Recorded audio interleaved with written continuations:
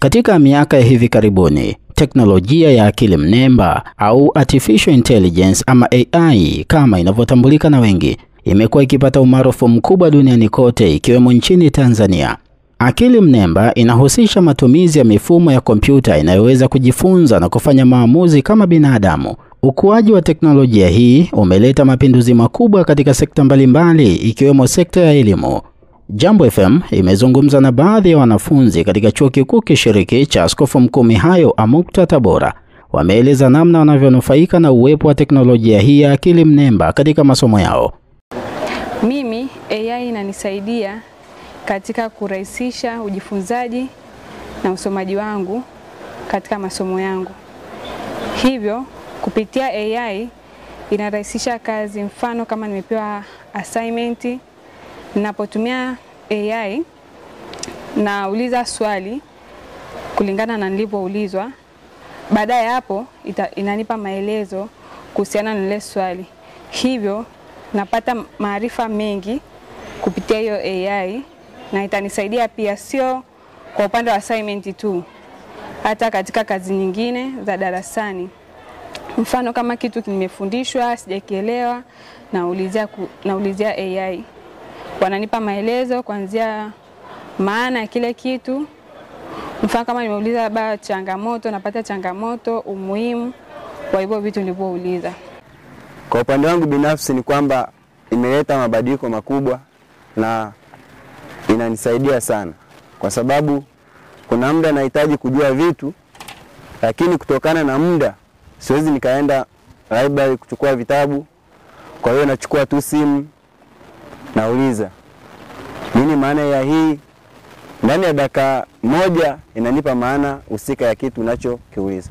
Dr. Ildefonsi Mkama ni mkuu wa kitivo cha elimu na sayansi ya jamii katika chuo hiki cha AMUCTA. Anaeleza namna AI ama akili mnemba inavyorahisishia shughuli za ufundishaji kwa sasa tofauti na zamani. Kimsingi matumizi ya akili bandia tumekuwa nayo muda mrefu, kwa sababu kwanza ndio tulikuwa tunatumia hata calculator. Unaandika pale, baada ya kutumia akili yako unaamua kutumia calculator, unatumia kompyuta, unatumia simu, unatumia nini kufanya mahesabu, hata kutafuta maarifa mbalimbali, hata kuwasiliana. Hiyo yote inaitwa akili mnemba. Lakini kwa siku za hivi karibuni matumizi ya akili mnemba, artificial intelligence, yamekuwa kwa kasi kubwa sana. Na kazi yake kubwa ile tu, isipokuwa imeenda zaidi, ila imekuja na apps zake ambao inafanya kazi kwa haraka zaidi kuliko na kwa upana zaidi na kwa ukubwa wake pia kuliko hizo akili mnemba. Kwa hiyo matumizi ya akili mnemba zamani kidogo.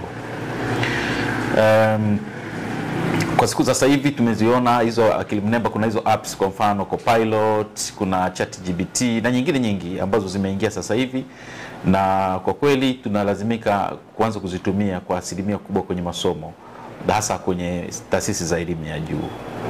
Sisi kwetu hapa, ambao programu yetu kubwa ni ya elimu maalum ambayo inashirikisha watu wasio na wenye ulemavu, imekuwa na yenyewe ni nyenzo muhimu sana kwenye ujifunzaji. Licha ya kutoa majibu yenye usahihi kwa asilimia kubwa, lakini bado upo umuhimu wa kuchambua na kuchuja taarifa zinazotokana na AI kabla ya kufanya maamuzi ya mwisho, kama wanavyoeleza wanafunzi hawa. Siishii tu kuitegemea yenyewe, kwa sababu baada ya kuiuliza ni kwamba inanipa muda wa kuanza kuchakata zile taarifa. Je, ni za kweli? Kwa sababu naweza nikaiuliza hata maana ya jina langu, lakini mtazamo itakao kuja nao, wewe mtazamo uende umechukua mtazamo wa sehemu ilipo. Maarifa nayapata ndio, lakini baada ya kuyapata hayo maarifa nakaa chini naweza kuanalyze vitu.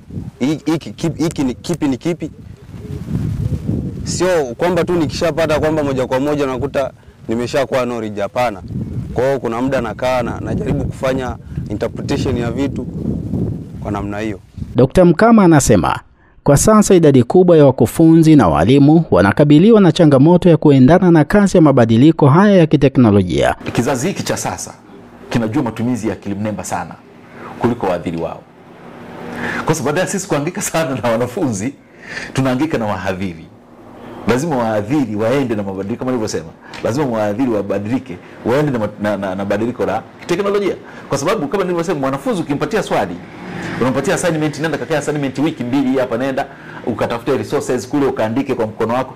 Yeye anaenda tu anafika anachukua kwenye kompyuta yake anaandika swali, anaiambia artificial intelligence niletee majibu ya 1 2 3 4 5 kwenye peji 7, inaleta reference kila kitu inaweka hapo, alafu yeye anafunga anaweka pale.